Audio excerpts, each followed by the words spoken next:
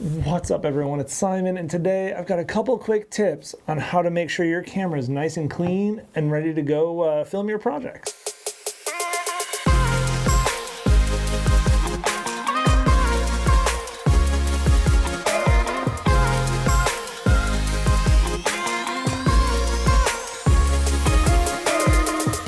I was recently chatting with a friend who had some questions about making sure she didn't potentially damage her camera sensor while she was making sure it was clean. She'd had some dust spots and stuff like that, and had used canned air to try and clean the sensor, which in general is a no-go, but if you don't know, you don't know.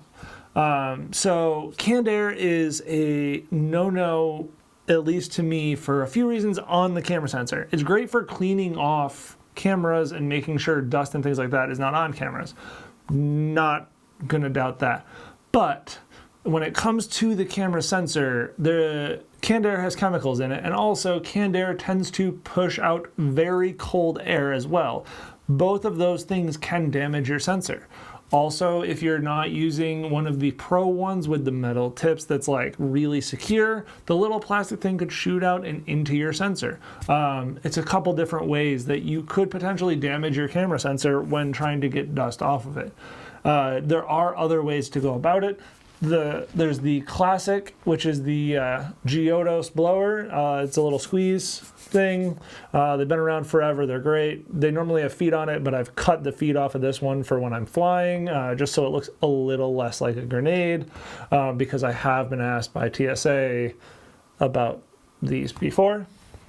And then there is my favorite thing, which is the electronic air duster. This is a battery powered thing, which is literally just like a super high powered fan, and you can kind of see, yeah, it does the job. It's really good. It's great for getting dust off cameras and stuff like that. You can just, and if you need to get dust off of your sensor, you can use this, and because there's no chemicals, voila, it works quite well in my opinion. And so how I go about making sure my camera sensor is clean is I grab my camera and we go all the way up to f/18 to 22.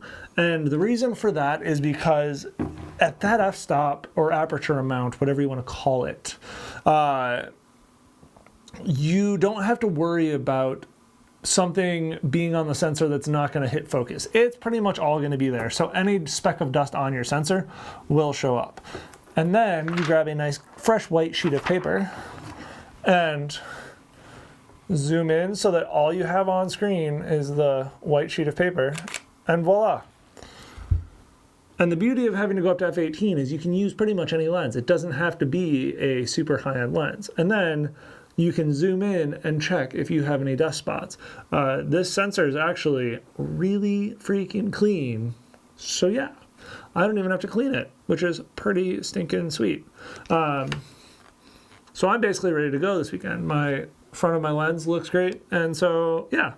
But that's just a couple tips on rough cleaning to make sure that your camera is good to go without potentially causing damage.